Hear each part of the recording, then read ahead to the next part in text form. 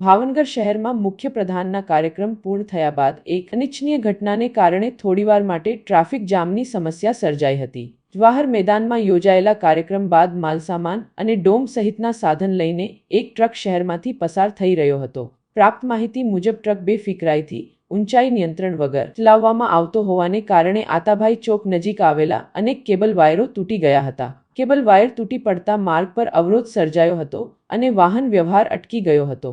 આ ઘટનાને પગલે આસપાસના વિસ્તારમાં થોડા સમય માટે ટ્રાફિક જામ સર્જાયો હતો. ઘટનાની જાણ થતાં તંત્ર દ્વારા તાત્કાલિક કાર્યવાહી કરવામાં આવી હતી ને તૂટી ગયેલા વાયરો દૂર કરી માર્ગ ફરી ખુલ્લો કરવામાં આવ્યો હતો.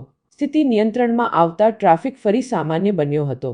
સદનસીબે આ ઘટનામાં કોઈ જાનહાનિ થવાની માહિતી નથી, પરંતુ શહેરમાં મોટા કાર્યક્રમો બાદ પરિવહન વ્યવસ્થા અંગે વધુ તકેદારી રાખવાની જરૂરિયાત ફરી એકવાર સામે આવી છે.